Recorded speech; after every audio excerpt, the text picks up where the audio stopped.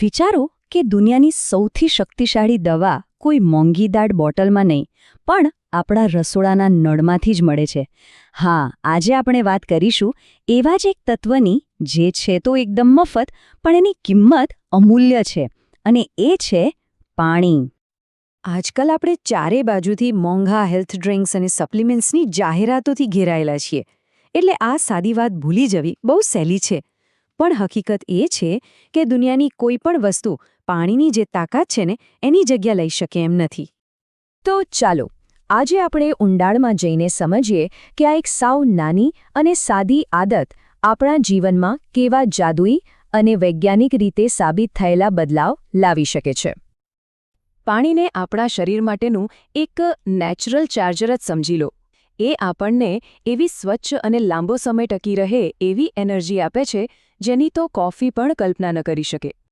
આ આંકડા ખરેખર જોવા જેવા છે.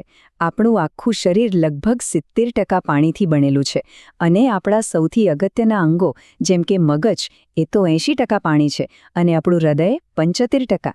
આ બતાવે છે કે પૂરતું પાણી પીવું એ આપણા સ્વાસ્થ્ય માટે કેટલું જરૂરી છે. આ સરખામણી એકદમ પરફેક્ટ છે નહીં? જ્યારે ફોનની બેટરી લો હોય ત્યારે એ કેવું ધીમું પડી જાય, ગરમ થઈ જાય, હેંગ થવા માંડે. બસ એવું જ કંઈક આપણા શરીર સાથે પણ થાય છે. જ્યારે આપણે પૂરતું પાણી નથી પીતા, આપણે થાકેલા, ચીડિયા થઈ જઈએ છીએ, અને આપણું ધ્યાન એ તો જાણે કંઈ ખોવાઈ જ જાય છે. પણ પાણી આપણને ખાલી એનર્જી જ નથી આપતું, એનાથી પણ વધારે કંઈક કરે છે. એ આપણા શરીરને અંદરથી સાફ કરવાનું પણ કામ કરે છે. આપણી કિડની એક ફિલ્ટર જેવી છે, અને પાણી એ ફિલ્ટરને ચલાવવાનું કામ કરે છે. તે પેશાબ અને પરસેવા દ્વારા શરીરમાંથી નુકસાનકારક બેક્ટેરિયા, ઝેરી તત્વો અને બીજો બધો કચરો બહાર ફેંકી દે છે.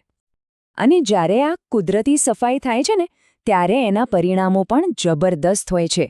ચહેરા પર ખીલ ઓછા થઈ જાય, સ્કિન ગ્લો કરવા લાગે, પાચન શક્તિ મજબૂત બને. એટલું જ નહીં, બ્લડ પ્રેશર કંટ્રોલમાં રહે અને કિડની પણ સ્વસ્થ રહે. અને આ બધું શેનાથી? ફક્ત પૂરતું પાણી પીવાથી. જેમ આપણા શરીરને એનર્જી જોઈએ, એમ આપણા મગજને પણ બરાબર કામ કરવા માટે ફ્યુઅલ તો જોઈએ જ. અને પાણી એ મગજ માટેનું બેસ્ટ ફ્યુઅલ છે. આ આંકડો ખરેખર ચોંકાવનારો છે. શરીરમાં પાણીનું સ્તર ફક્ત 1 કે 2% ઘટે ને, જે કદાચ આપણને ખબર પણ ન પડે, તો પણ આપણી યાદાશક્તિ, ધ્યાન અને એકાગ્રતામાં સીધો 20% સુધીનો ઘટાડો થઈ શકે છે. આ તો એવું થયું કે જાણે આખી રાત જાગીને બીજા દિવસે કામ પર બેઠા હોઈએ. તો આના માટે એક સિમ્પલ નિયમ બનાવી શકાય.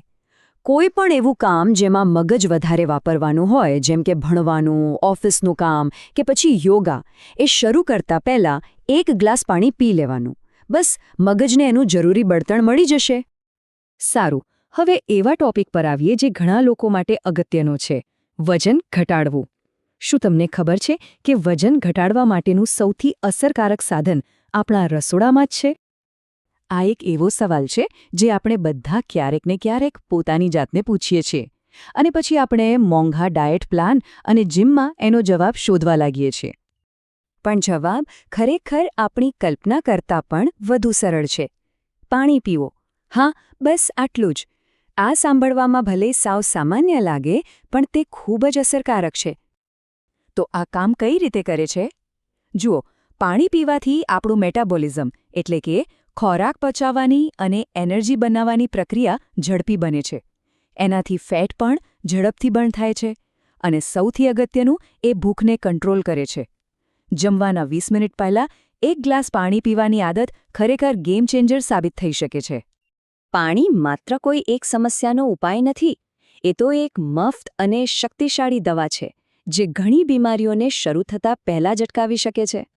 શું વારંવાર માથાનો દુખાવો થાય છે? કે પછી એસિડિટી, સાંધાનો દુખાવો અથવા થાઇરોઇડની સમસ્યાથી પરેશાન છો? ઘણીવાર આ બધી જ સમસ્યાઓનું મૂળ એક જ હોય છે: શરીરમાં પાણીની કમી. એટલું જ નહીં, પાણી આપણી રોગ પ્રતિકારક શક્તિને મજબૂત બનાવે છે, શરીરનું તાપમાન જાળવી રાખે છે અને લોહીના પરિભ્રમણને પણ સુધારે છે. આ બધા ફાયદા મળીને આપણને અંદરથી મજબૂત અને સ્વસ્થ બનાવે છે. તો પાણી શા માટે પીવું? એ તો આપણે બરાબર સમજી લીધું. હવે વાત કરીએ પ્રેક્ટિકલ મુદ્દાની. પાણી ક્યારે અને કેવી રીતે પીવું જોઈએ? અહીં એક સાવ સહેલું રૂટીન છે જે કોઈ પણ પાડી શકે. સવારે ઉઠતાની સાથે જ 1 થી 2 ગ્લાસ, દરેક ભોજનના 20 મિનિટ પહેલાં 1 ગ્લાસ, અને હા, કસરત કરતા પહેલાં અને પછી પાણી પીવાનું બિલકુલ ન ભૂલતા. આખા દિવસમાં લગભગ 7 થી 8 ગ્લાસ પાણી પીવાનો ટાર્ગેટ રાખી શકાય. અહીં એક વાત ખાસ યાદ રાખવા જેવી છે. જમ્યા પછી તરત જ વધારે પાણી પીવાનું ટાળવું. આવું કરવાથી પેટમાં રહેલા પાચક રસો પાતળા પડી જાય છે, જેનાથી ખોરાકને પચાવવામાં અને તેમાંથી પોષક તત્વો મેળવવામાં શરીરને તકલીફ પડે છે. આ સરખામણી કેટલી સુંદર છે નહીં? જેમ કોઈ છોડને પાણી ન મળે તો એ કરમાઈ જાય છે, બસ એ જ રીતે આપણું શરીર પણ પાણી વગર ખરેખર ખેલી નથી શકતું. જ્યારે આપણે આપણા શરીરને પૂરતું પાણી આપીએ છીએ ત્યારે જ આપણે જીવનમાં સાચા અર્થમાં તાજગી અને સ્ફૂર્તિ અનુભવીએ છીએ. તો અંતે આ સવાલ આપણે સૌએ પોતાની જાતને પૂછવાનો છે. શું આપણે આપણા શરીરને દરરોજ આ અમૂલ્ય ભેટ આપવાનો સંકલ્પ લઈશું? કારણ કે પાણી માત્ર પીવાની વસ્તુ નથી, એ જીવન છે.